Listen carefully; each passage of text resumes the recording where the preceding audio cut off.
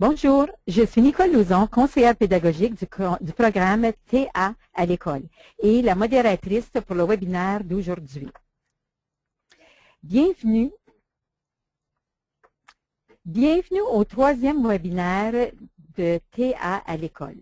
La production de cette publication a été réalisée grâce au financement du ministère de l'Éducation. Veuillez noter que les opinions exprimées dans cette publication sont les opinions de la bénéficiaire et ne reflètent pas nécessairement celles du ministère de l'Éducation.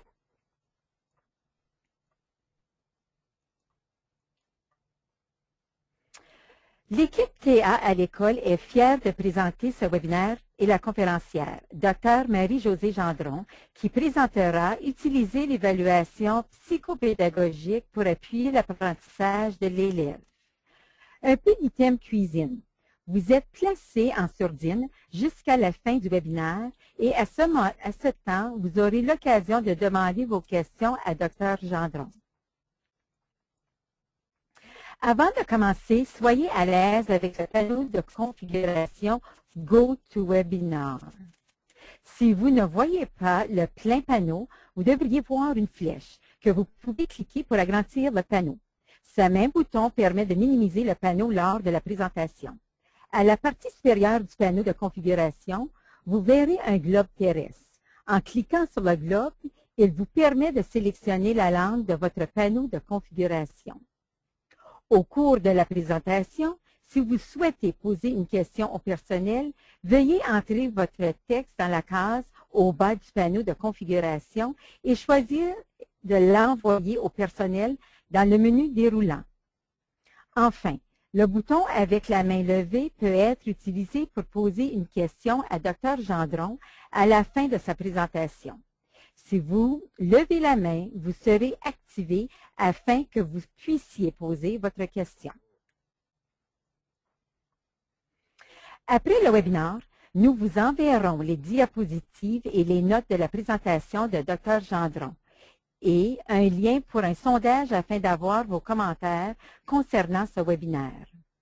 Dans environ 2 minutes, l'enregistrement du webinaire sera disponible et nous enverrons un lien à tous les participants. Ceci prend soin des items cuisine. À ce temps, j'aimerais présenter Dr. Marie-Josée Gendron. Notre conférencière, Dr. Gendron, a obtenu un doctorat en psychologie cognitive de l'Université Concordia ainsi qu'une maîtrise en psychologie scolaire de l'Université McGill. Avec plus de 15 ans d'expérience dans des domaines publics et privés, Dr. Gendron travaille présentement comme leader en santé mentale et en psychologie au Conseil scolaire du district catholique Centre-Sud de l'Ontario, où elle développe et met sur pied un plan stratégique global de prévention et d'intervention en santé mentale. Avant ce rôle, elle travaillait au sein du Conseil scolaire catholique de Toronto en tant que psychologue clinique et scolaire. Elle a également dirigé le département de recherche de Pearson Canada pendant 7 ans où elle a développé parmi les tests psychologiques les plus répandus au Canada quant à la mesure de l'intelligence et du rendement scolaire. Dr. Gendron a également œuvré pendant 5 ans au ministère de l'Éducation du Manitoba dans l'équipe de développement des tests standardisés en français et en anglais. Bonjour, Dr. Gendron. Le plancher est maintenant à vous. Merci beaucoup, Nicole. OK. Alors, voilà. Alors, je vais vous parler aujourd'hui de l'évaluation psychoéducationnelle et comment cette évaluation peut appuyer l'apprentissage de l'élève. Alors, tout d'abord, la table des matières. On va parler d'abord des fonctions de l'évaluation psychoéducationnelle, les différents éléments qui font partie de l'évaluation psychoéducationnelle. La courbe normale, qui est vraiment à la base de toute comparaison qu'on fait par rapport à l'élève et à ses pairs. La définition d'un trouble d'apprentissage, parce que ce n'est pas toujours clair. Il y en a beaucoup qui pensent peut-être que n'importe quelle difficulté d'apprentissage peut être un trouble d'apprentissage. Ce n'est pas tout à fait la même chose, donc on va en parler un petit peu. Les processus psychologiques qui sont impliqués dans un trouble d'apprentissage et comment est-ce qu'on peut les différencier. Les stratégies pédagogiques qui sont bénéfiques, les stratégies pédagogiques universelles qui sont bénéfiques pour tous les élèves, ainsi que ceux qui sont plus particulièrement bénéfiques pour certains élèves avec des défis particuliers. On va parler en fait de ces deux points-là un peu en équilibre. On va parler de l'un et de l'autre parmi les difficultés, parmi les différents profils d'élèves.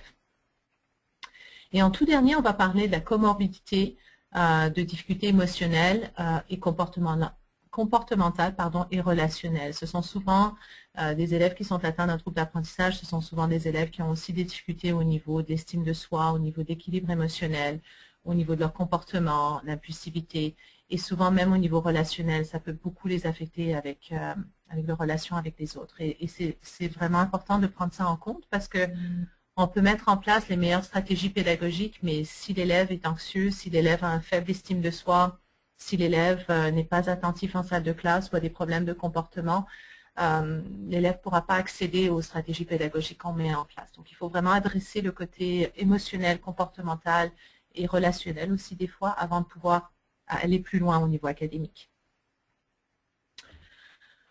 Alors, on va parler des fonctions de l'évaluation psychoéducationnelle. Il y a toujours ces 4 éléments qui sont présents dans une bonne évaluation psychoéducationnelle. Tout d'abord, on parle d'une évaluation cognitive intellectuelle. Alors, je vais juste essayer de voir. OK. OK. Pardon. Je vais juste... Ah, voilà. Je pense que c'est mieux. Les fonctions donc, de l'évaluation psychoéducationnelle, il y a toujours ces 4 éléments dans une bonne évaluation psychoéducationnelle. Il y a l'évaluation cognitive et intellectuelle de l'élève qui vous donne un peu le potentiel de l'élève. C'est important de noter que malgré nos meilleures intentions, ce ne sont pas tous les élèves qui peuvent bien réussir au niveau de l'école, au niveau scolaire. Et donc, c'est important de reconnaître qu'il faut aller chercher, il faut aller voir, évaluer le potentiel de l'élève au niveau de son apprentissage tout d'abord. C'est sûr que tous les élèves peuvent apprendre, mais à quel niveau est-ce qu'ils peuvent accéder au curriculum? C'est important de pouvoir le reconnaître. Le deuxième niveau d'une évaluation psychoéducationnelle, c'est l'évaluation du rendement scolaire. Et ici, on parle vraiment des notions de base au niveau de la lecture, l'écriture, les mathématiques, ainsi que la communication orale. C'est sûr qu'on ne parle pas du reste du curriculum au niveau sciences sociales ou autres éléments du curriculum. On parle vraiment des notions de base dont les élèves ont besoin pour après ça aller accéder au reste du curriculum. Et souvent, on voit qu'il y a une divergence entre donc, le potentiel de ce que l'élève est capable de faire au niveau de son intelligence et ce qu'il est en train de faire au niveau de la lecture et au niveau de son rendement scolaire au niveau académique. Et cette divergence-là, c'est là qu'on commence à parler d'un trouble d'apprentissage, possiblement. Souvent, les élèves qui ont un trouble d'apprentissage, il y a une atteinte, il y a un déficit par rapport à certains processus psychologiques. Et on va parler un peu des processus psychologiques qui permettent un apprentissage plus efficace pour les élèves. Et on va parler un peu des différents processus qui peuvent être impliqués. Et aussi, une évaluation psychoéducationnelle prend aussi en compte le côté socio-émotionnel et comportemental de l'élève aussi. Parce que, comme j'ai mentionné tantôt, un élève qui a des difficultés d'apprentissage, souvent réalise qu'il est intelligent et qu'il comprend, mais il ne comprend pas pourquoi il ne réussit pas aussi bien que les autres au niveau de la lecture ou différents domaines. Et cette divergence-là peut énormément les affecter au niveau de leur estime de soi, au niveau de l'anxiété. Ils vont souvent se trouver stupides ou ils vont déconnecter. Des fois aussi, il y a des problèmes comportementaux, il y a des problèmes sociaux qui peuvent entraver aussi, qui peuvent affecter leur apprentissage. Il faut prendre ça en compte. Pourquoi est-ce qu'on parle de la courbe normale? Alors effectivement, quand on parle d'un trouble d'apprentissage ou quand on parle d'une évaluation psychoéducationnelle, on essaye toujours de comparer l'élève par rapport à tous les autres élèves ou un certain nombre d'élèves qui sont comme cet élève-là devant nous. Donc, c'est comme si on comparait à peu près une centaine d'élèves du même âge dans des classes similaires à lui. Donc, si on parle par exemple des normes franco-ontariennes, on va comparer cet élève à 100 élèves comme cet élève-là qui sont dans des écoles, dans des classes, dans nos écoles à travers l'Ontario francophone. Bien sûr, il y a différents genres de normes aussi. Et souvent, dans une évaluation psychoéducationnelle, on compare, donc on parle de rang centile pour comparer l'élève au niveau de son rendement par rapport aux autres élèves. Et c'est comme si on alignait un peu les élèves de 1 à 100 par rapport à leur rendement ou leur performance. Donc, imaginez 100 élèves de 1 à 100. Plus le nombre est élevé, mieux est le rendement par rapport aux autres élèves. Donc, un élève, par exemple, qui est au 50e rang centile, c'est un élève qui réussit aussi bien que 50% des élèves. Et il y a aussi 50% des élèves qui réussissent mieux que cet élève-là. Donc, il est vraiment au milieu. Et bien sûr, un élève qui est au 75e rang centile, c'est un élève qui réussit mieux que 75% des élèves et moins bien que 25%. Il y a 25% des élèves qui réussissent encore mieux que cet élève-là. Donc, la norme, la moyenne, on parle du 25e au 75e rang centile, à peu près, qui est la moyenne. Et il y a bien sûr une petite marge juste avant au niveau de la moyenne faible, qui va à peu près du 10e rang centile jusqu'au 90e rang centile, la moyenne faible et la moyenne élevée. Tout ce qui est en dessous de ça, ce n'est plus ce qu'on parle de la moyenne. Là, on parle vraiment d'un rendement beaucoup bien en dessous, significativement en dessous de leur pair. Et bien sûr, ce qui est au-dessus, on commence à parler d'un élève qui aurait possiblement une douance dans ce domaine-là. Alors, la définition d'un trouble d'apprentissage, on parle bien sûr, et ça c'est vraiment important de souligner ça, on parle d'aptitudes intellectuelles qui sont dans la moyenne ou même au-dessus de la moyenne. Donc, tout ce qui était, quand on parle de notre courbe normale, tout ce qui était entre le 10e rang centile jusqu'à la fin, c'est considéré dans la moyenne ou au-dessus de la moyenne. Ce qui est en dessous de ce 10e rang centile-là, ou du 9e rang centile est en dessous, ce sont vraiment des élèves qui auraient des difficultés à pouvoir accéder au niveau d'un niveau intellectuel dont ils auraient besoin pour pouvoir bien accéder au curriculum. Ils sont quand même capables d'apprendre, mais c'est sûr que ça va être beaucoup plus difficile pour ces élèves-là. C'est important de noter que l'aptitude intellectuelle dont on parle dans une évaluation psychoéducationnelle, c'est vraiment au niveau de l'intelligence. Il y a plusieurs genres d'intelligence dans le monde et on parle vraiment de l'intelligence dont on a besoin au niveau des compétences scolaires, au niveau des compétences académiques. Il y a différents genres d'intelligence qu'on n'évalue pas. Par exemple, l'intelligence spatiale ou l'intelligence musicale, l'intelligence émotionnelle. On n'évalue pas ce type d'intelligence quand il s'agit d'une évaluation psychoéducationnelle. On parle vraiment de l'intelligence pour rendre l'apprentissage plus efficace pour ces élèves-là. Donc, c'est plus au niveau raisonnement verbal et raisonnement plutôt perceptif pour ces élèves-là.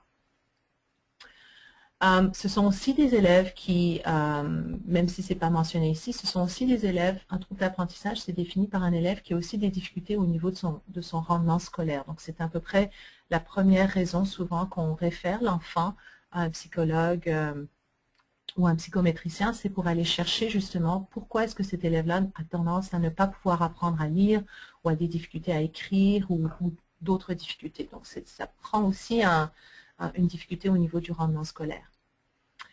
Il y a plusieurs processus psychologiques qui peuvent être affectés au niveau d'un trouble d'apprentissage. Ça peut être au niveau des fonctions exécutives, qui a des difficultés. On va en parler un peu plus de ce que c'est, les fonctions exécutives. La mémoire, l'attention peut aussi être affectée pour ces élèves-là. La conscience phonologique peut être affectée. Le raisonnement langagier peut être affecté. Il peut y avoir un déficit au niveau des habiletés visio-motrices pour ces élèves-là. Au niveau de la vitesse de traitement de l'information aussi, il peut y avoir des difficultés. L'habilité visio-spatiale peut être aussi affectée pour ces élèves-là. Donc, l'élève peut avoir des difficultés dans un ou plusieurs domaines et ça peut être une difficulté plutôt légère ou une difficulté plutôt sévère. Donc, il y a vraiment un continuum au niveau des troubles d'apprentissage. Mais ça demeure quand même un enfant qui est d'intelligence moyenne ou au-dessus de la moyenne. Donc, au niveau des fonctions exécutives, de quoi est-ce qu'on parle quand on parle d'un problème au niveau fonctions exécutives? La meilleure analogie que je peux vous donner, c'est que les fonctions exécutives, c'est un peu comme le CEO du cerveau ou la secrétaire du cerveau, si on veut.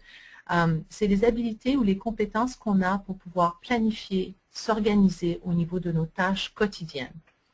Donc, un élève qui n'aurait pas de difficulté avec les fonctions exécutives, c'est un élève qui sait très bien organiser ses objets personnels, qui saurait très bien organiser, par exemple, son pupitre, qui, quand il s'agit d'un problème mathématique, une résolution de problème ou une tâche d'écriture, pourrait très bien organiser ce qu'il doit faire en premier, ce qu'il doit faire en deuxième et mettre une priorité et aller de l'avant. Donc, c'est un peu la même chose dont on a besoin dans notre vie quotidienne quand on se réveille le matin, quand on sait qu'est-ce qu'il faut qu'on fasse pour pouvoir planifier notre journée, ou si on a une fête à organiser pour une trentaine de personnes dans 2 semaines, qu'est-ce qu'on fait 2 semaines à l'avance, qu'est-ce qu'on fait quelques jours à l'avance, qu'est-ce qu'on fait le jour avant la fête, etc. Donc, cette habilité de pouvoir s'organiser au niveau de notre vie, des tâches quotidiennes, ce sont les fonctions exécutives. Il y a d'autres éléments aussi qui rentrent dans les fonctions exécutives.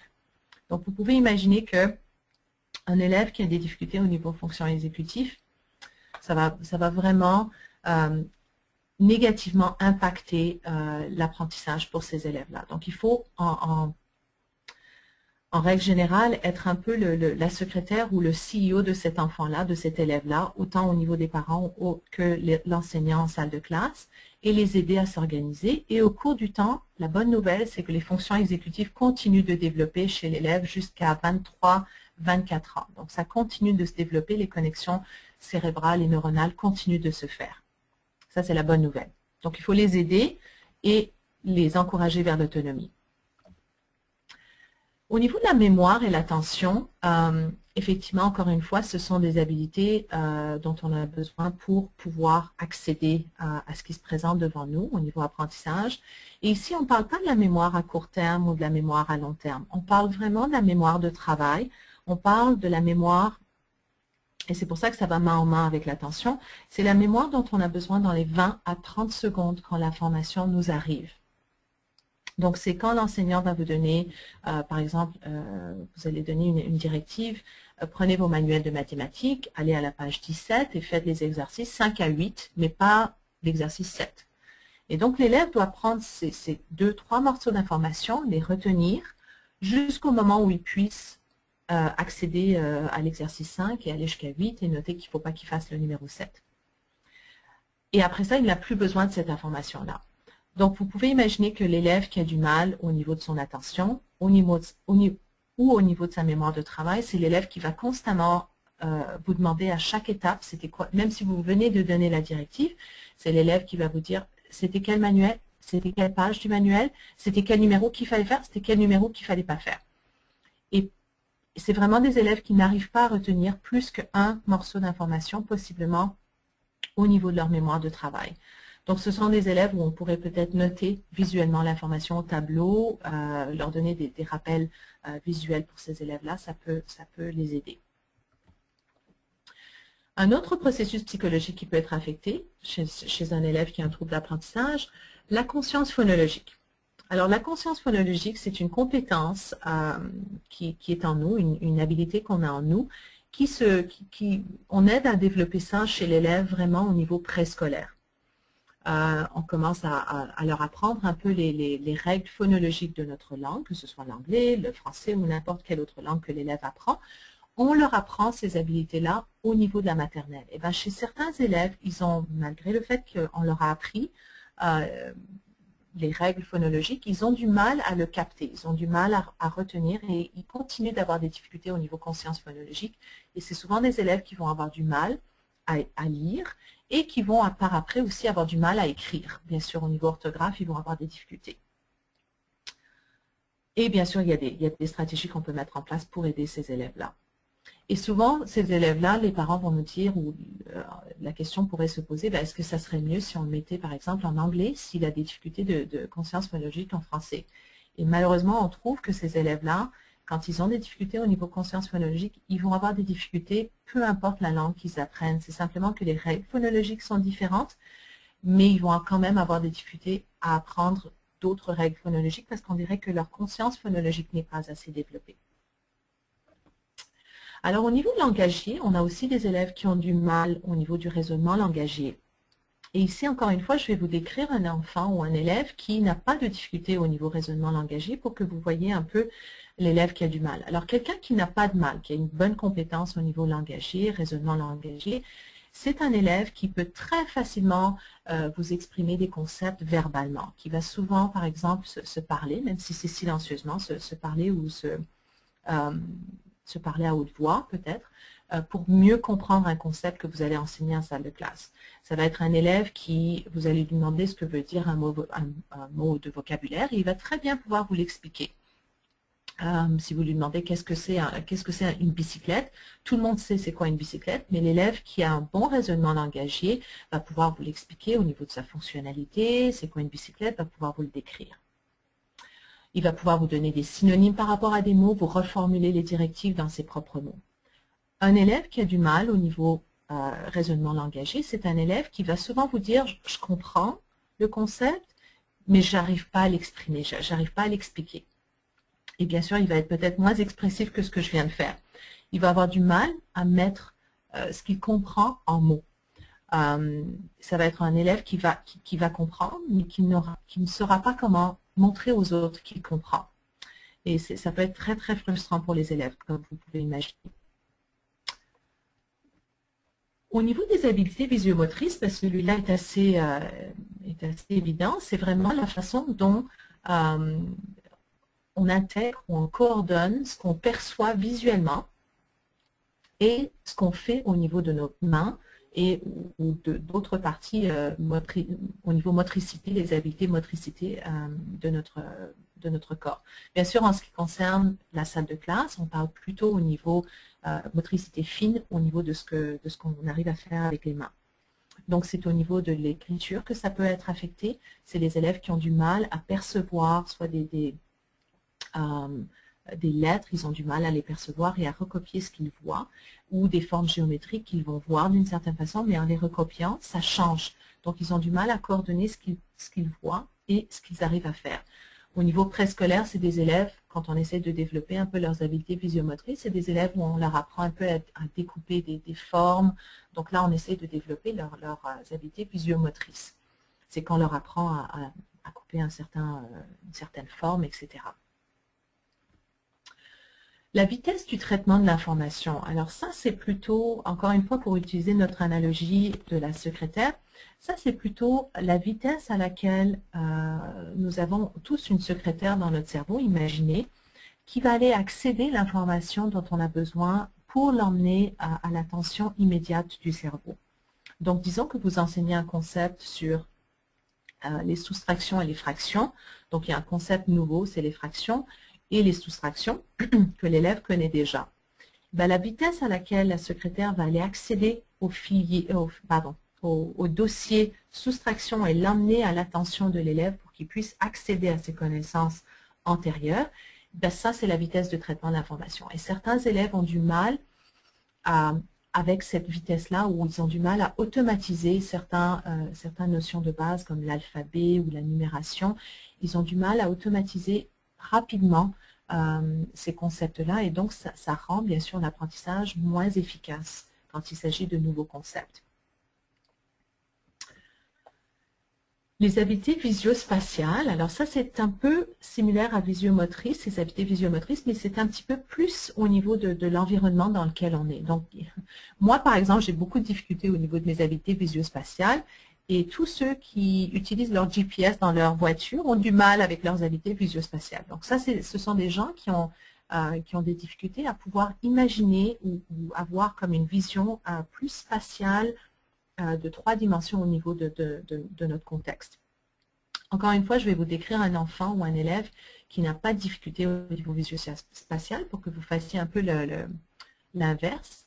C'est un élève, par exemple, qui pourrait voir un objet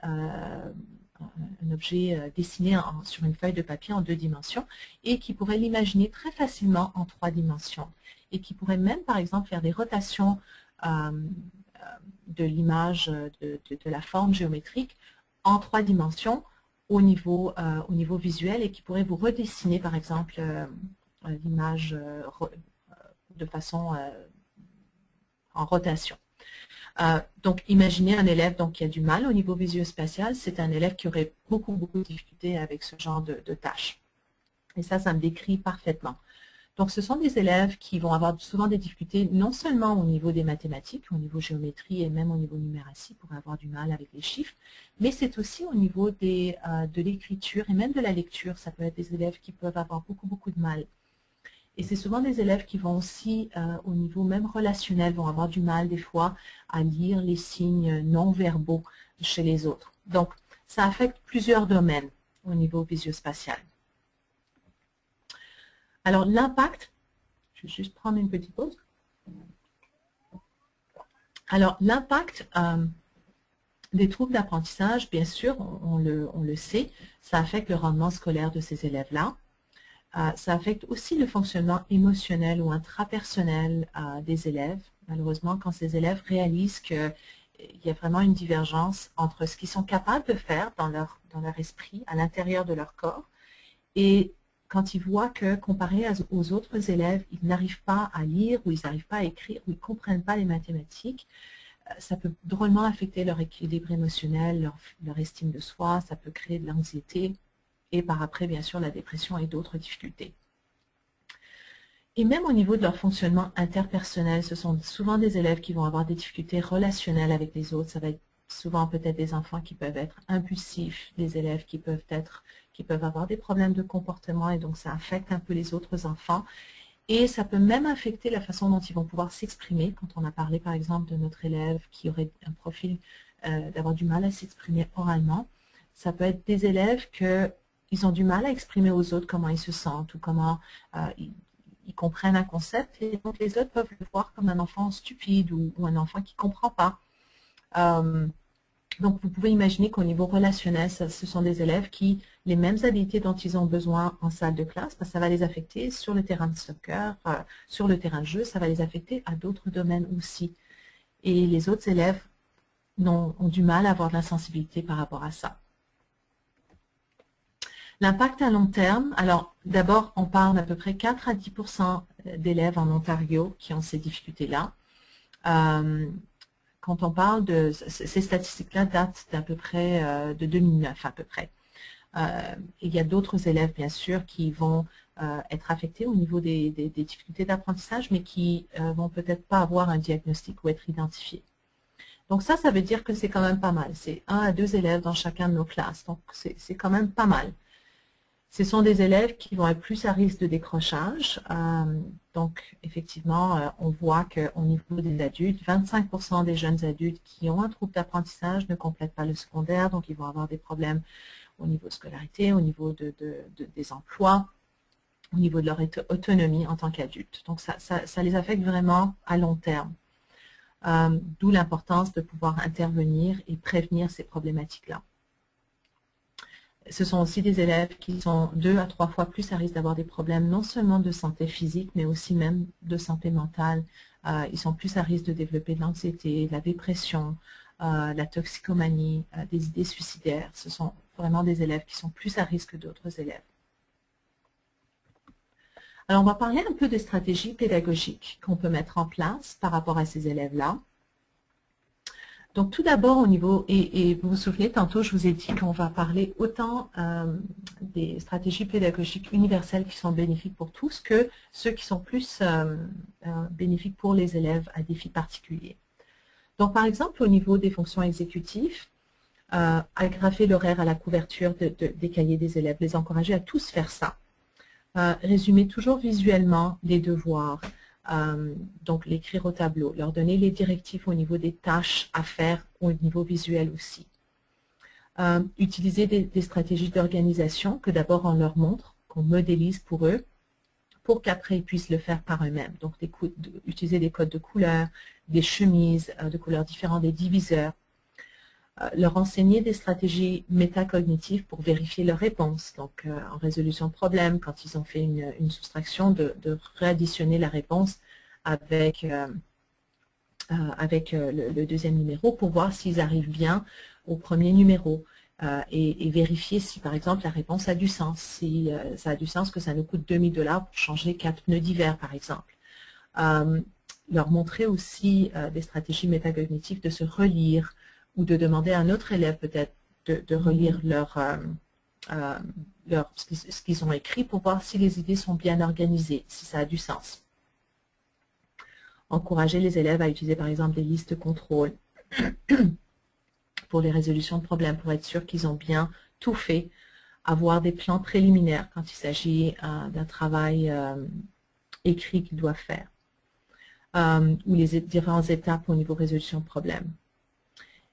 Ça aide énormément ces élèves-là si on peut morceler le travail pour eux et même leur demander de remettre chaque étape une à la fois. Au lieu de tout remettre à la fin, pour ces élèves-là, ça serait très difficile. D'autres stratégies possibles, jumeler l'élève à un camarade qui l'aide à s'organiser. Alors, il y a des élèves qui sont particulièrement bons au niveau fonction exécutive. Ils adorent montrer aux autres comment s'organiser. Toujours faire attention, bien sûr, qu'il n'y ait pas...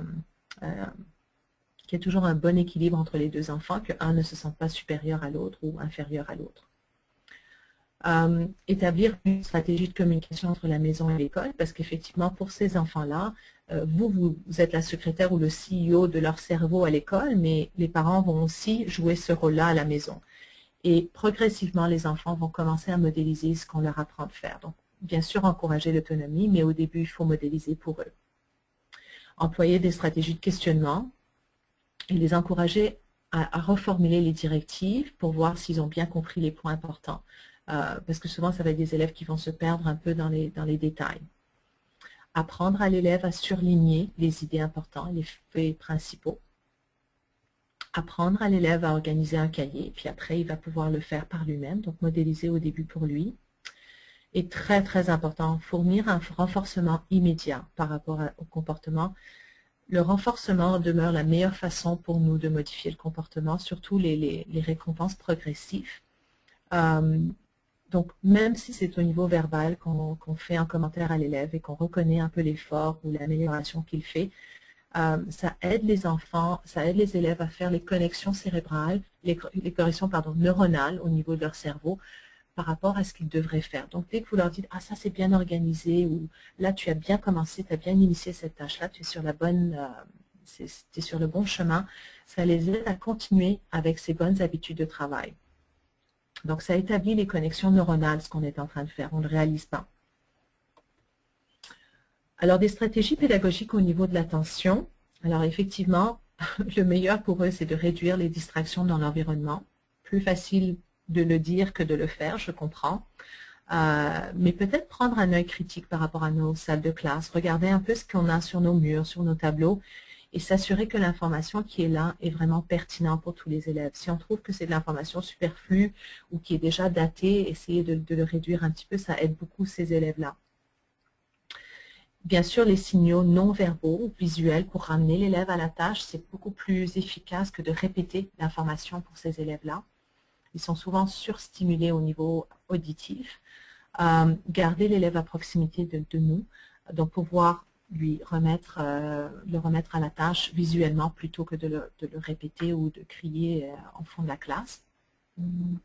Morceler les tâches en petites étapes pour eux ou les écrire pour eux, puis après ça les encourager à le faire par eux-mêmes. Surligner les mots-clés pour eux, puis encourager qu'ils le fassent. Donc, encore une fois, vous voyez comment ça rejoint un peu ce qu'on a dit au niveau fonction exécutive.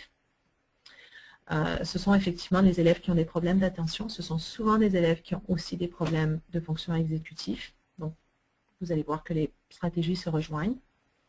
Ce sont des élèves qui vont avoir besoin de plus de pauses, plus fréquemment. Peut-être leur donner la chance d'accompagner les autres élèves à la salle de bain ou d'emmener des communications au bureau. Leur donner des opportunités pour bouger, ça peut vraiment les aider à mieux rester attentifs. Je sais que ça a l'air pas évident, mais c'est en fait, ils ont besoin de plus de stimulation physiquement pour pouvoir mieux être attentifs. Fournir des notes de classe à trous, ça peut aussi beaucoup aider ces élèves-là parce que ce sont des élèves qui, si on leur demande de prendre des notes, surtout plus tard au niveau scolarité, même au niveau secondaire, ce sont des élèves qui, si c'est trop pour eux, ils vont complètement décrocher. Mais si, par exemple, même en 9e ou en 10e année, si ce sont des élèves qui ont besoin d'avoir des notes de classe, mais à trous, ils vont mieux, on a plus de chances d'avoir leur attention pour qu'ils puissent remplir ce qui leur manque au niveau de leurs notes. C'est préférable toujours d'avoir du soutien visuel pour enseigner les leçons pour différentes raisons. On a différents profils d'apprenants, comme on le sait très bien. On a des apprenants visuels, des apprenants auditifs, et surtout pour des élèves qui ont du mal à être attentifs, avoir un soutien visuel, ça peut beaucoup les aider à rester attentifs. Et bien sûr, utiliser encore une fois, je sais que je l'avais déjà mentionné, les récompenses progressives. Donc, par exemple, je vous donne un exemple. Si un élève, en observant, on voit que c'est un élève qui a tendance à être attentif pendant 10 minutes, ben, on peut l'encourager à augmenter ces 10 minutes-là peut-être à 12 ou 13 ou 15 minutes, progressivement en lui donnant par exemple des récompenses comme des jetons ou quoi que ce soit pour l'encourager à augmenter son temps d'attention. Et bien sûr, lui donner 1 à 2 semaines de stabilité par rapport à ces 15 minutes-là, au moins 2 semaines de stabilité à ce niveau-là avant de lui demander encore une fois d'augmenter son niveau d'attention. Alors ça fonctionne très très bien avec la plupart des élèves s'ils ont la maturité neurologique de pouvoir augmenter leur niveau d'attention. Au niveau de la mémoire, quelles sont un peu les stratégies pédagogiques qu'on peut mettre en place? Alors effectivement, l'information est toujours mieux retenue si on arrive à le connecter avec les connaissances antérieures des élèves. Donc, si par exemple, encore une fois, avec mon exemple des fractions et des soustractions, si on est en train d'enseigner un nouveau concept comme les fractions, mais qui connaissent déjà par exemple les soustractions, ben, de connecter, parler quelques minutes sur les soustractions avant de rajouter un nouveau concept. Ou si on parle des divisions, ben, parlons un petit peu du concept préliminaire de la multiplication pour leur montrer un peu la connexion avec les divisions. Les recherches nous montrent qu'en tant que pédagogue, on le sait très bien, que l'information importante a toujours besoin d'être répétée de différentes manières pour être retenue. Donc je vais vous dire ce que je vais vous dire, je vais le dire, et ensuite je vais résumer ce que je vous ai dit. Je l'ai fait aujourd'hui, je vous ai donné la table des matières, je vous ai donné un aperçu, ensuite je vous dis ce que je vais vous dire, et à la fin, bien sûr, on résume au fur et à mesure. Dans mon cas. On doit aussi utiliser des modes différents d'apprentissage pour nos différents apprenants dans la salle, bien sûr. On a des apprenants verbales, des apprenants visuels et n'oublions pas aussi au niveau expérientiel, les élèves qui vont mieux apprendre en faisant du travail de pratique individuelle ou des fois en groupe, n'oublions pas que les élèves apprennent beaucoup plus de leurs pairs que de nous. On a toujours tendance à mieux apprendre des gens qui nous ressemblent que de l'adulte qui est devant nous. Donc, n'oublions vraiment pas ça. C'est très important. Les stratégies pédagogiques au niveau de la vitesse de traitement de l'information. Alors ça, ce sont des élèves qui ont juste besoin de plus de temps à traiter l'information. Donc, effectivement, ne pas exiger à l'élève de travailler sous la pression du temps, mais vous allez peut-être sentir que je me contredis un petit peu. Autant qu'on ne va pas exiger qu'ils travaillent sous la pression du temps, il faut aussi des fois leur apprendre à, comme j'ai mentionné tantôt avec l'attention, il faut leur apprendre à augmenter ou à réduire dans ce cas-là le temps que ça leur prend pour apprendre certaines tâches. Donc à automatiser certaines tâches et on peut leur apprendre un peu à travailler ce muscle-là. Une fois qu'une tâche a été bien automatisée, par exemple les additions ou plus tard les multiplications, on peut leur apprendre à petit augmenter leur rapidité. Mais au tout début, bien sûr, leur fournir du temps supplémentaire pour traiter les directives, du temps supplémentaire pour les évaluations aussi, et leur laisser le temps de traiter l'information. Donc ce sont des élèves, il ne faut pas leur répéter l'information. Donc si on leur dit « va à la page 17 », va à la page 17, je t'ai dit la page 17. À chaque fois qu'on leur répète l'information, ce sont des enfants qui, c'est comme si on fait reset dans leur cerveau. Donc plus on répète l'information, moins ils vont pouvoir réagir parce qu'on ne leur a pas donné le temps de traiter l'information. Donc ça, c'est important de le souligner. Fournir des directives, bien sûr, verbalement et visuellement, au lieu de répéter l'information verbalement. Réduire l'information sur une page aussi, ce sont des élèves qui vont être un peu perdus s'il y a beaucoup de choses sur une page. Donc, encore une fois, vous voyez que l'élève qui a du mal avec l'attention, l'élève qui a du mal au niveau fonction exécutif et l'élève qui a des difficultés au niveau de la vitesse de traitement de l'information, pour tous les trois profils, ça peut les aider d'avoir moins d'informations sur une page. Élargir l'information sur une page aussi pour qu'ils puissent se concentrer sur l'information importante. D'autres stratégies, ce sont souvent des élèves qui vont, ils vont bénéficier d'être évalués oralement plutôt que par écrit, parce que ça leur prend tellement de temps à écrire ce qu'ils ont à dire, ou des fois même d'avoir un scribe pour écrire pour eux. Il y a aussi des logiciels de reconnaissance vocale pour ces élèves-là qui peuvent drôlement les aider aussi à pouvoir simplement parler dans des logiciels qui vont écrire pour eux. Enseigner à l'élève comment moduler le temps passé sur chaque tâche en utilisant un chronomètre. Donc ça, c'est ce que je vous mentionnais tantôt, en notant le temps pour chaque tâche. Donc, une fois que l'élève a bien appris un concept, par exemple les additions simples de 2 chiffres ou de 1 chiffre, on peut progressivement apprendre à l'élève tout doucement avec un chronomètre ou un sablier, à juste réduire le temps que ça lui prend pour faire des tâches. Et c'est un muscle qui peut très très bien se développer au niveau neurologique. Mais il faut que bien sûr la tâche soit bien automatisée d'abord pour l'élève ou bien compris avant de pouvoir faire ça. Sinon ça va stresser l'élève. Alors il y a des élèves qui au niveau de l'expression orale ont simplement du mal à s'exprimer oralement. Alors pour ces élèves-là, on a des stratégies pédagogiques aussi qu'on peut mettre en place, fournir différentes occasions pour l'expression orale, reformuler des récits, raconter des expériences de l'été ou des longs week-ends qu'ils ont fait, interpréter des images qu'ils voient, participer à des discussions de groupe avec leurs pairs. Souvent pour ces élèves-là, demander des questions comme qui, quoi, quand, comme indice pour les aider à générer un peu plus d'informations verbalement, ça peut les aider. Souvent pour ces élèves-là aussi, accorder un supplément de temps pour l'assimilation de l'information, ça peut les aider aussi. Si le problème est la conscience phonologique, donc s'ils ont du mal à s'exprimer parce qu'ils ont des difficultés au niveau de la conscience phonologique, on peut consulter l'orthophoniste pour avoir des exercices de décodage au niveau de la lecture. Il y a des logiciels aussi qui peuvent aider l'élève avec des difficultés de conscience phonologique, par exemple PhonoQuiz en est un aussi, qui est pas mal, qui apprend aux élèves. Des fois, les élèves plus âgés ont plus de mal avec ce logiciel-là, parce qu'il est un peu pour les plus petits. Renforcer aussi, dès que l'élève a exprimé une notion qui est approximative, même si ce n'est pas tout à fait la réponse que vous cherchiez, juste renforcer ce que l'élève vient de dire. Vous dites absolument, c'est tout à fait ça, puis vous reformulez ce que l'élève a dit, de la façon que vous vouliez que ça soit dit. Mais le renforcement, bien sûr, ça aide énormément ces élèves-là à les encourager à plus participer oralement.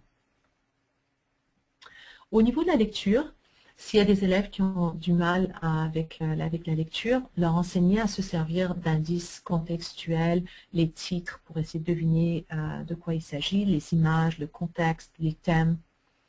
C'est important aussi d'avoir du matériel de lecture adapté au niveau de l'élève. Un élève qui vient d'apprendre à monter les escaliers, on ne va pas lui apprendre à monter une montagne. Donc c'est important que le niveau de lecture soit adapté à son niveau. Puis il y a des façons qu'on peut voir si on donne à un élève de 3e année un texte de 3e année, mais qu'il est au niveau de la 1re ou la 2e année, ça peut beaucoup le décourager. Puis ça, je sais que beaucoup de nos pédagogues comprennent bien ça et sont sensibles à ça. Enseigner le sens des mots-clés avant le début de la lecture, parce qu'effectivement, ça peut affecter après ça le reste de la lecture. Toujours exploiter les connaissances antérieures sur le sujet au début, donc en invitant bien sûr une discussion avant la lecture et après la lecture. Ça peut aussi beaucoup aider les élèves à voir un peu ce que les autres ont compris aussi ou ce que les autres connaissent. Distribuer des plans préliminaires pour structurer le contenu de ce qu'ils vont lire, par exemple avoir un résumé ou avoir les sous-titres, avoir des questions par rapport à cause et effet, avoir des hypothèses, et comment est-ce qu'on a ces hypothèses-là, quelles sont les preuves pour ces hypothèses-là, quelle est l'idée principale, quels sont les détails qui sont impliqués ou qui sont explicités dans le passage. Il y a de la technologique aussi qui aide beaucoup ces élèves-là. Kurzweil en est un, par exemple, qui est la lecture par synthèse vocale. Donc, c'est un peu, on dirait que c'est un peu un robot, mais quand on place le lecteur sur le curseur sur ces mots-là, il va nous lire le texte. Leur fournir aussi du temps supplémentaire pour la lecture pour ces élèves-là. Au niveau de l'écriture, des stratégies pédagogiques possibles, inviter bien sûr encore une fois la discussion orale avant qu'une rédaction commence en salle de classe. Modéliser des stratégies pour l'organisation de la préécriture, qu'est-ce qu'on fait avant même de commencer à écrire, le remue-ménage des idées, la schématisation de certaines idées, comment on fait pour voir les nuages d'idées par exemple, les plans d'écriture, le réseau sémantique, si on va parler par exemple des bateaux, quelles sont les autres idées qui vont avec les bateaux. Si on parle de vacances par exemple, si on parle de la mer, de la famille, quelles sont les idées sémantiques qui vont ensemble et comment on fait pour organiser ces idées-là. Donner des exemples d'écriture qui vont avoir un but particulier, par exemple leur montrer une lettre, comment elle est structurée, ou leur montrer des cartes postales, ou même comment est structuré un paragraphe pour voir comment on introduit, on présente l'idée, on a nos 3 points ou nos 2 points, puis on a la conclusion au niveau du paragraphe. Élaborer des stratégies qui aident de passer de la préécriture à l'enchaînement des idées. Encourager, donc toujours en modélisant, encourager les ébauches et des fois même leur demander de nous rendre l'ébauche par rapport à un travaux d'écrit et leur donner bien sûr des indices comment améliorer l'ébauche pour qu'ils puissent nous remettre à la fin un meilleur travail. Des élèves qui ont du mal à écrire au niveau même orthographique, souvent de leur demander de se relire à haute voix, ça peut les aider à se corriger ou à voir des mots qui manquent ou des lettres qui manquent dans les mots. Leur apprendre à utiliser des correcteurs électroniques ou des dictionnaires électroniques pour les synonymes ou même pour les mots. Des fois, si on a un élève qui a du mal au niveau de l'écriture, au lieu d'avoir un projet plus important au niveau écriture, de lui permettre d'avoir peut-être plusieurs petits travaux à faire ou plusieurs petits textes à remettre, ou même de faire une présentation à l'oral au lieu d'un travail d'écriture, parmi d'autres choses qu'on peut lui demander de faire, juste pour varier un peu les différentes façons d'évaluation. Et il y a bien sûr des technologies d'aide qui peuvent nous aider. Kurzweil, on a parlé de Kurzweil tantôt. Hop Écriture aussi est un très bon logiciel qui vous aide à organiser votre écrit. Et WordQ aussi qui vous aide avec les homonymes par exemple, qui vous aide à prendre le contexte de ce que vous essayez d'écrire en tête pour deviner les mots que vous essayez de dire. Donc ça aide énormément les élèves qui ont du mal. Au niveau orthographique, s'il y a des élèves qui ont du mal au niveau orthographe, souvent des élèves qui vont écrire phonétiquement, on peut inviter ces élèves-là d'utiliser bien sûr un guide correcteur électronique ou un vrai dictionnaire. Encourager ces élèves-là à se relire ou avoir un père, les relire, puis encore une fois, il faut faire attention avec ça, parce que si c'est un élève qui a vraiment du mal avec son orthographe, il faut toujours faire attention quand on a des pairs. Même si on sait qu'on apprend mieux de nos pairs, c'est un élément qu'il faut faire attention parce que ça peut créer un déséquilibre au niveau de la relation. Éviter bien sûr de pénaliser l'élève par rapport à des fautes d'orthographe, à moins qu'il ne s'agisse d'une dictée. Donc si c'est pour les résolutions de problèmes en mathématiques, on ne va pas prendre bien sûr l'orthographe en tête ou en compte, ou même un travail d'écriture, on va plutôt regarder les idées. Favoriser peut-être des dictées à trous pour ces élèves-là, surtout au début de l'élémentaire. Apprendre les mots en famille de mots pour mieux leur apprendre que ce qui change au niveau des suffixes et des préfixes d'un mot, comme par exemple chanter, chantant, chanteur, etc. Des stratégies au niveau mathématique, et je pense qu'on s'en vient presque à la fin. Au niveau des mathématiques, certaines stratégies qui pourraient aider les élèves, toujours connecter bien sûr l'enseignement d'un nouveau concept aux connaissances antérieures de l'élève, ça on l'a mentionné à plusieurs reprises. Pour certains élèves, utiliser un matériel concret de manipulation pour les enseigner, comme des bâtonnets pour compter, etc., surtout au début, ou des lignes numériques. Leur apprendre à surligner l'information importante, surtout en résolution de problèmes. Avoir des listes de contrôle avec les étapes écrites, par exemple pour les résolutions de problèmes ou d'autres domaines. Alors, juste quelques ressources et que vous les connaissez déjà, où vous pouvez aller chercher d'autres stratégies pédagogiques. Bien sûr, le site du ministère de l'Éducation est plein de ressources par rapport aux différentes stratégies pédagogiques. L'Association ontarienne des troubles d'apprentissage, en anglais c'est le LDAO. Si vous regardez leur site web, ils ont aussi plusieurs ressources, des publications au niveau des troubles d'apprentissage et des stratégies pédagogiques. Ils offrent même des séminaires pour les élèves et les parents pour différents troubles d'apprentissage. Celui-ci, c'est plus au niveau de la santé mentale en général. Malheureusement, il n'existe qu'en anglais, The ABCs of Mental Health, mais il est excellent comme site web. À la toute fin, je voulais simplement mentionner rapidement que je l'ai mentionné au début, donc vous voyez, je répète l'information que je vous ai dit tantôt. C'est important de reconnaître que les élèves qui ont des troubles d'apprentissage vont souvent avoir aussi des difficultés au niveau émotionnel, comportemental et relationnel. Et pourquoi est-ce qu'il faut adresser ces éléments-là? C'est parce que, bien sûr, on peut avoir les meilleures stratégies pédagogiques au monde, mais si l'élève est trop anxieux ou a un faible estime de soi ou a des problèmes d'attention, il ne pourra pas accéder au curriculum malgré les meilleures stratégies pédagogiques mises en place. Donc, c'est important de reconnaître que cet élément émotionnel ou socio-émotionnel est important et l'adresser. Alors, je vous donne juste encore une fois une ressource qui est excellente à ce niveau-là. C'est un guide pour le personnel scolaire, pour le personnel enseignant, et ça vient du ministère de l'Éducation qui s'appelle « Vers un juste équilibre ».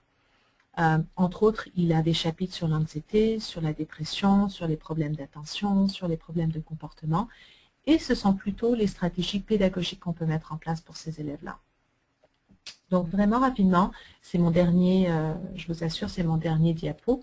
Je vous mets juste un peu un aperçu de ce que vous pourriez avoir au niveau de l'anxiété, par exemple, les stratégies pédagogiques qu'il recommande.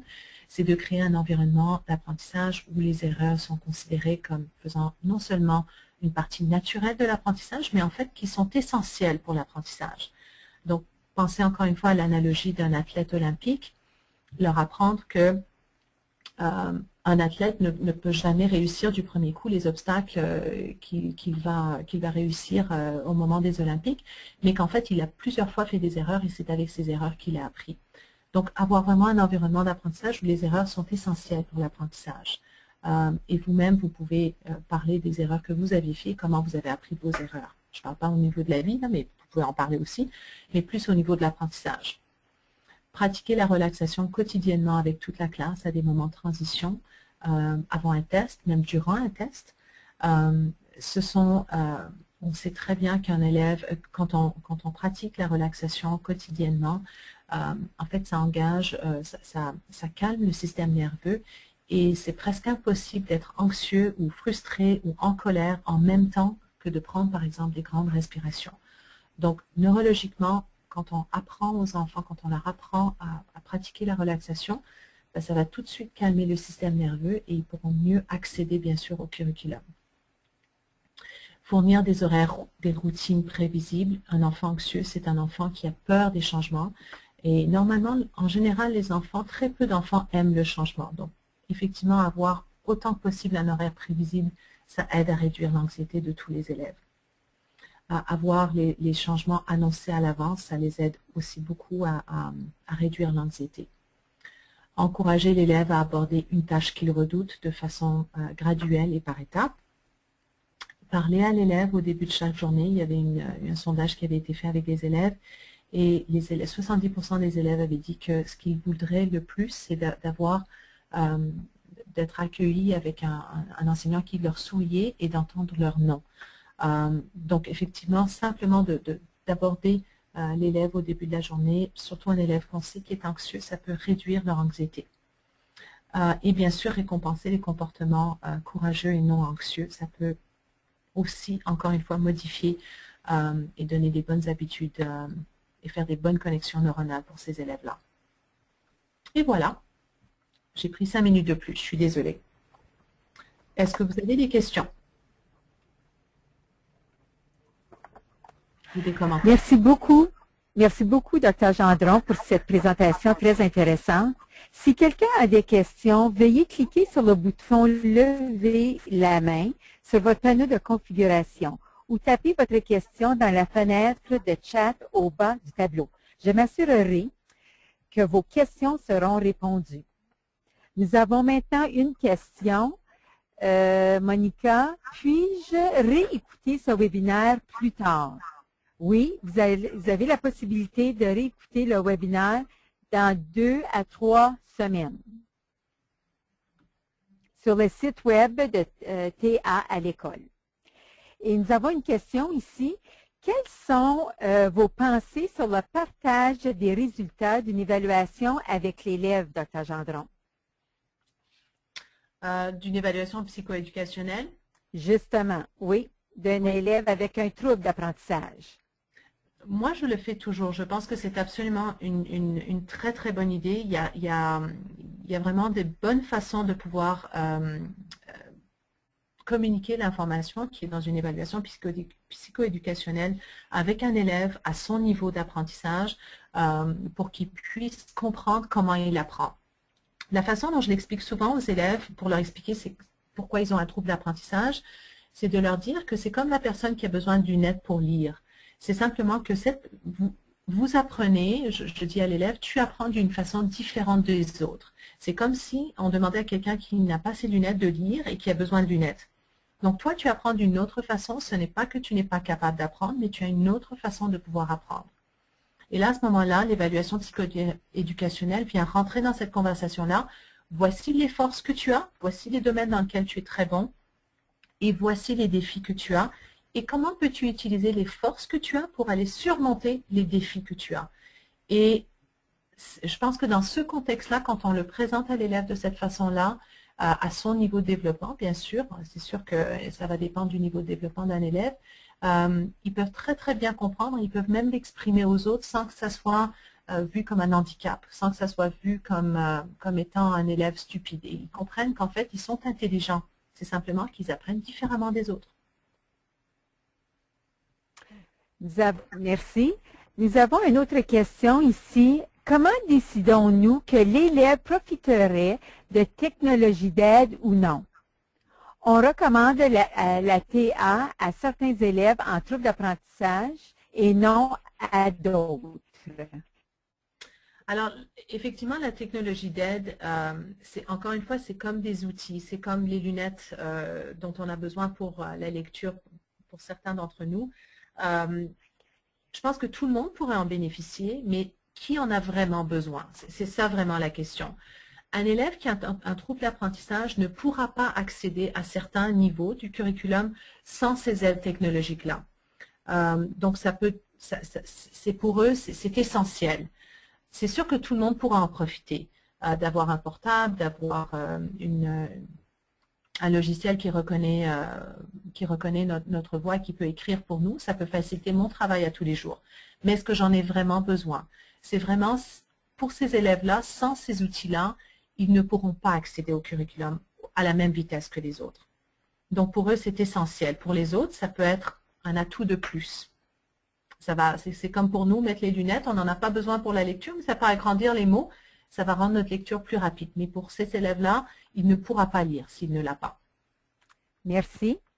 Y a-t-il un test qu'un enseignant peut utiliser pour déterminer le trouble d'apprentissage en salle de classe, Dr. Gendron? Alors non, pas vraiment. Je veux dire, les enseignants ont énormément d'outils à leur disposition quand ils sont en train d'évaluer la lecture d'un élève, quand ils sont en train d'évaluer tous les autres domaines. Ils peuvent voir qu'il y a effectivement un délai ou une différence entre cet élève-là et les autres élèves.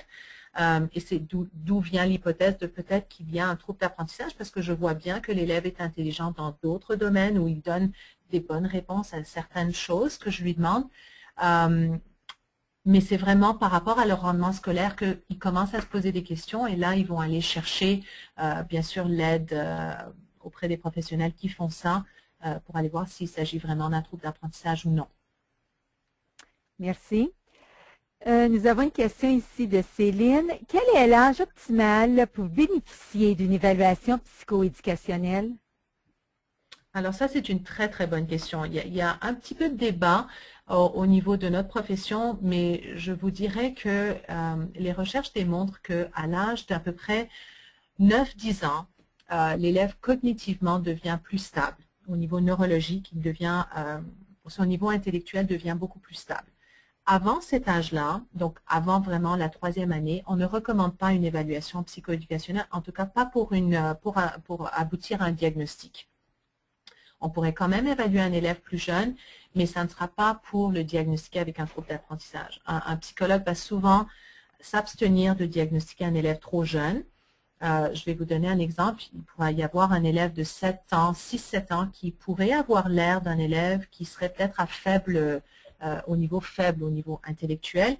Et si on le diagnostique ou on l'identifie comme étant un élève à déficience intellectuelle légère, et on a déjà vu des exemples de ce type de profil-là, cet élève-là pourrait continuer de maturer ou d'avoir un développement intellectuel et on pourrait après voir que c'était en fait plutôt un trouble d'apprentissage sévère qu'avait l'élève. Donc ça peut être très très dangereux d'évaluer un élève trop jeune ou en tout cas de l'identifier trop jeune. Moi je dirais que les recherches nous démontrent qu'au niveau de la 3e, 4e année, c'est là où l'élève cognitivement est plus stable.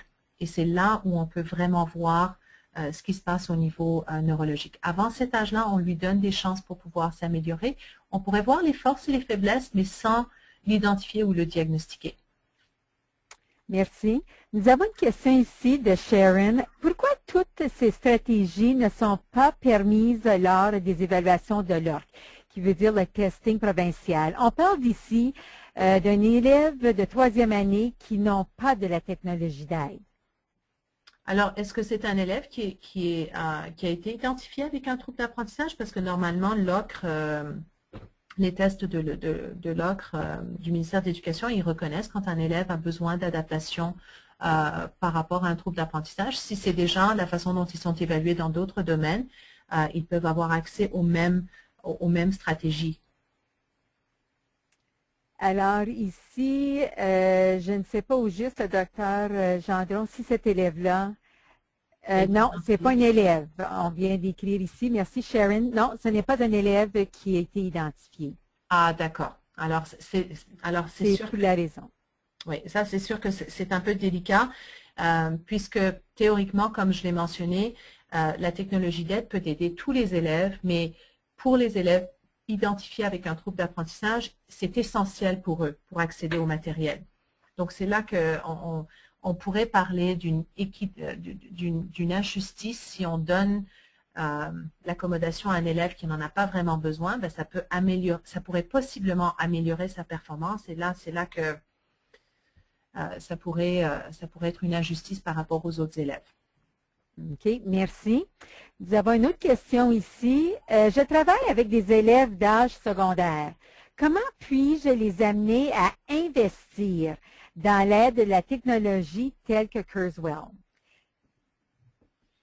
Alors, je pense que simplement, et souvent ces logiciels-là vous permettent d'avoir un aperçu gratuitement. Donc, je pense que simplement leur permettre de pouvoir essayer ça pendant quelques semaines gratuitement. Je suis pas mal sûre que la plupart vous permettent un aperçu de quelques jours gratuitement. Kurzweil, je suis pas certaine.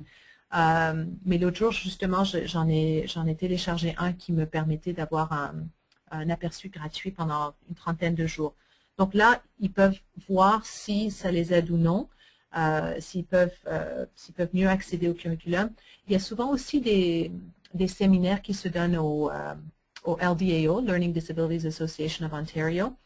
Souvent, c'est des sessions malheureusement en anglais, mais sûrement qu'il y a des organismes qui en offrent en français, où ils peuvent apprendre sur les technologies d'aide et comment ça peut les aider à accéder au curriculum. À ce moment-là, en ayant l'atelier, ça peut peut-être les convaincre que ça peut les aider à performer un peu encore mieux en salle de classe. Nous avons une question ici. Merci, Dr. Gendron. Quelles considérations sont prises en compte pour un élève nouveau arrivant, tel que PANA, lors de l'évaluation psychoéducationnelle ou pour un renvoi pour une telle évaluation? Alors ça, c'est une question, une très très bonne question. Alors effectivement, quelqu'un qui vient d'arriver dans notre pays, qui au niveau linguistique n'a peut-être pas les mêmes, qui est peut-être pour eux le français ou l'anglais, selon le cas, est une nouvelle langue. C'est sûr que l'évaluation, elle est faite dans une de ces deux langues-là. Il faut qu'on utilise une de ces deux langues-là. La plupart des psychologues ont ces tests-là dans les deux langues. Si c'est un élève qui nous arrive de l'Afghanistan ou d'un autre pays, qu'est-ce qu'on fait? Un psychologue va toujours prendre en compte le fait que l'acquisition de la langue prend environ, moi je dirais, au moins 3 ans pour vraiment bien acquérir une langue, bien être englobé au niveau linguistique avant de pouvoir l'évaluer dans cette langue-là. C'est sûr qu'au moins 50% d'une évaluation psychoéducative est quand même fait au niveau non-verbal. Donc, il y a un élément assez important qui est non-verbal, qui, du moins que l'élève comprend les directives, pourrait se faire assez facilement. Il y a même des tests non-verbales, complètement non-verbales, qui sont à cet effet-là. À ce moment-là, on pourrait quand même essayer de voir au niveau du potentiel de l'élève, qu'est-ce qui se passe. Par contre, on a le problème au niveau rendement scolaire, au niveau de l'académie. Comment on fait, puisque l'élève n'a pas eu le même nombre d'années au niveau académique que les autres élèves. Et là, on est en train de le comparer à d'autres élèves qui sont dans le système depuis plusieurs années. Ça pose définitivement un problème. Il faut le prendre en considération. Je pense que Immigration Canada nous suggère qu'il faut attendre 3 à 5 ans avant que linguistiquement on considère que la personne est imbibée de la langue autour de lui. Je pense que c'est 3 à 5 ans. Merci. Et on a une question ici de Guy. Est-ce qu'une déficience identifiée peut apporter une nouvelle déficience, c'est-à-dire une fois au secondaire? Alors, j'aimerais juste mieux comprendre la question. Est-ce qu'une déficience au niveau de l'élémentaire peut emmener une déficience? Une nouvelle déficience. Si je comprends bien, je pense que ça serait peut-être une identification ici, Dr. Gendron.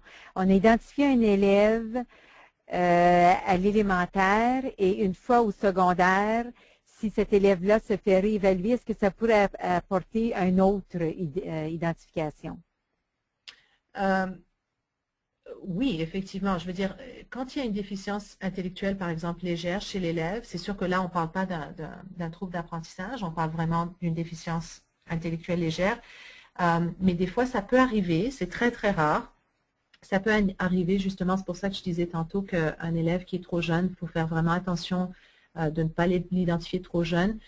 Il se peut très bien qu'un élève trop jeune, qu'on l'identifie avec une déficience intellectuelle légère, par exemple, et que plus tard, on voit qu'en fait, ça m'est arrivé à moi, un élève qui avait été évalué par quelqu'un d'autre auparavant, je pense à l'âge de 7 ans, avait l'identification d'une déficience intellectuelle légère. À 15 ans, quand je l'ai réévalué, en fait, il était même d'intelligence au-dessus de la moyenne, mais il avait un trouble d'apprentissage sévère. Mais cet élève-là avait manqué, bien sûr, énormément d'opportunités puisqu'il il suivait un curriculum à l'échelle locale et il ne pouvait pas graduer avec un diplôme secondaire comme les autres enfants. Donc, vous pouvez imaginer qu'une identification très tôt, trop tôt au niveau de sa carrière éducationnelle peut vraiment empêcher les autres opportunités au niveau secondaire. Je ne sais pas si j'ai vraiment bien répondu à la question. Mais une déficience intellectuelle légère au niveau de l'élémentaire, normalement, si ça a été bien fait au niveau de l'élémentaire, ça devrait, normalement, ces difficultés-là sont assez à long terme au niveau de la vie. La même identification suivrait l'élève, on retrouverait les mêmes déficiences plus tard. Alors, merci, Dr. Gendron, parce qu'ici, on parle réellement d'une déficience intellectuelle et non vraiment un trouble d'apprentissage. Oui, c'est ça. Alors, merci. Dernière question. Comment réalise-t-on une évaluation pour un élève sourd ou aveugle? Alors, alors effectivement, il y a des psychologues qui se spécialisent dans ces domaines-là, avec ces élèves-là, parce qu'effectivement, ces élèves-là pourraient avoir aussi un trouble d'apprentissage comme tout autre élève. Donc, il y a des psychologues qui se spécialisent dans ces domaines-là et qui ont des tests adaptés pour ces élèves. Donc, il faut faire un peu de recherche, par contre, pour en trouver un, si c'est un élève qui a bien sûr, qui est francophone et qui a ces déficiences-là, ça serait, je pense, beaucoup plus difficile à trouver, mais effectivement, il y a des tests adaptés pour ces élèves-là. Merci. Alors, c'est tout le temps que nous avons pour aujourd'hui. Alors, nous allons mettre fin à la séance de questions et réponses. Si vous avez d'autres questions, écrivez-nous à info@ta-alecole.ca et nous veillerons que vos questions obtiennent une réponse. Après le webinaire, nous vous enverrons les diapositives et les notes de la présentation de Dr. Gendron et un lien pour un sondage afin d'avoir vos commentaires concernant ce webinaire. Dans environ 2 semaines, l'enregistrement du webinaire sera disponible et nous enverrons un lien à tous les participants. Avant que vous partiez, j'ai un petit message de l'équipe TA à l'école. C'est avec grande fierté que nous présentons le premier colloque annuel bilingue des professionnels de l'enseignement. Les délégués auront la chance d'enrichir leurs connaissances et entendre de nouvelles perspectives issues d'études récentes sur les troubles d'apprentissage. Le colloque vise à rassembler les professionnels de l'enseignement de tout l'Ontario qui travaillent directement avec les élèves ayant des TA. Pour plus de renseignements à propos de cet événement, veuillez visiter www.registeronline.ca colloque 2014. Si vous désirez vous garder à jour sur les webinaires gratuits, s'il vous plaît, vous inscrire à TA à l'école à la page d'accueil en entrant votre adresse courriel dans la boîte d'inscription en bas de la page.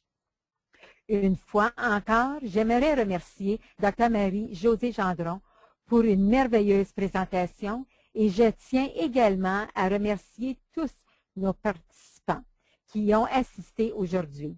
N'oubliez pas que nous enverrons les diapositives de Dr. Gendron et un court sondage à la fin du webinaire. Nous serions reconnaissants si vous preniez le temps de le remplir afin que nous puissions utiliser cette information lors de la conduite de futurs webinaires. Nous vous rappelons aussi qu'un lien vers ce webinaire enregistré sera envoyé dans environ 2 semaines. Merci encore d'y avoir participé et bonne fin d'après-midi à tous.